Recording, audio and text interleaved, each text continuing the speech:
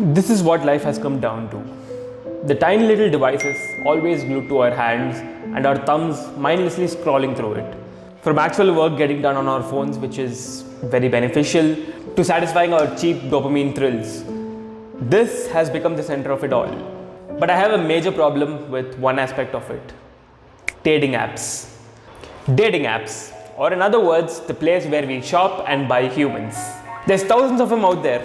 All of them feel different, all of them look different, but they all have one goal in common: to make you feel the alone. But wait, aren't dating apps supposed to find you this dream partner where you can have your dream wedding in Italy and all? No, absolutely not. You see, the invention of these apps have caused more harm than benefits. With 3 billion swipes a day happening on just Tinder alone, and with an undisclosed fraction of that number actually making it to chats, it is indicative of the fact that we are a world that just keeps swiping but have no intentions of talking to the ones we actually crave. And so in this video, I want to go through 3 reasons on why I think dating apps have been an absolute menace to society and why I think there's more than what meets the eye. Chapter 1. The Desirability Score.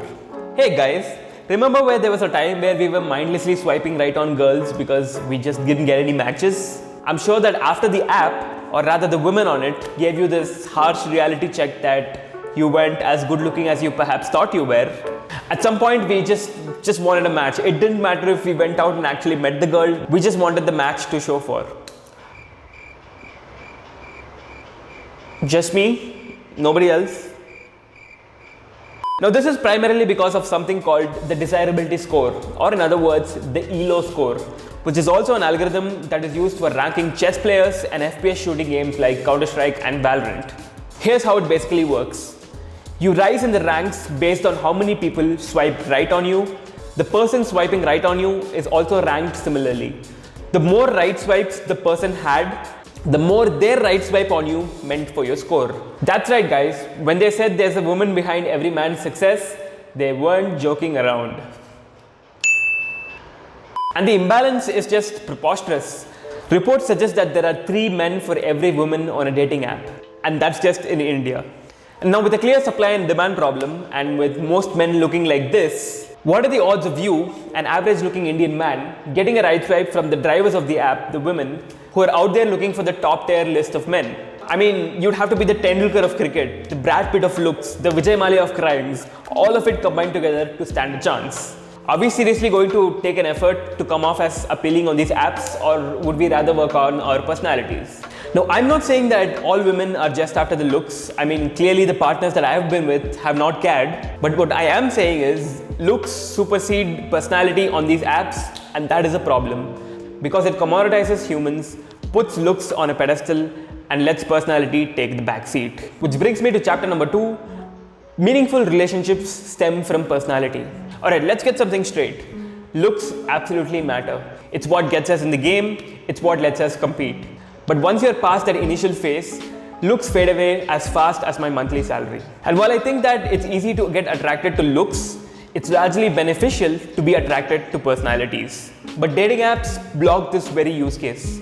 Because all you have to judge a person is a few milliseconds, a couple of photos, a couple of lines, and boom, reject, because that's not good for you, even before you know the person.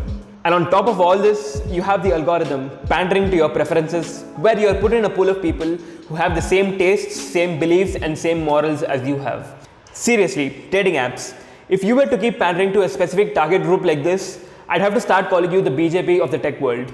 Anyway, the point is, don't get me wrong, filter out on the basis of age, sexual preferences, and location. Give the people what they're looking for in terms of filtration. But formulate the algorithm in such a way that you also meet people you can disagree with. The world today, it's either black or white, and we're desperately in need of grey. And grey is where the actual human growth happens.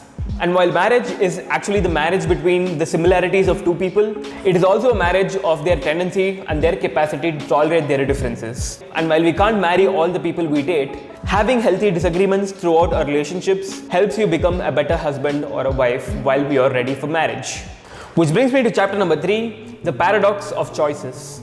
The ideas from this segment comes from the book The Paradox of Choice, written by Barry Schwartz. If you make it through the seductive singing of the dating app siren and eventually land up on a date, You go into the date with what people call dating algorithms. Who picked up the bill? Did the other person seem too overly enthusiastic or eager or desperate? Did they text you immediately after the first date, or did they leave you on read for 3 days before responding? Every detail becomes a new set of filtering criteria. Every conversation is judged. Silence is treated as this awkward crime where every moment is expected to be filled with this magical set of words.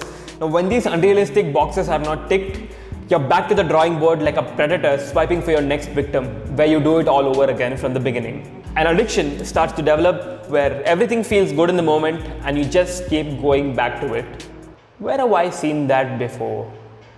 And slowly but surely, the desire to be desired outweighs the desire to seek a relationship. And we keep falling into this loop, and I'm speaking out of experience, where we're out on dates, we don't focus on the person in front of us. Our mind's constantly thinking about these apps because we are constantly thinking about what could be better for us in the market out there as opposed to the person sitting in front of you. Because hey, how much we value things is solely dependent upon how much we have to compare them to. This video is a combination of societal business videos like this and more genuine, authentic videos. If that's something that appeals to you, please consider subscribing, and I will see you in the next one. Cheers.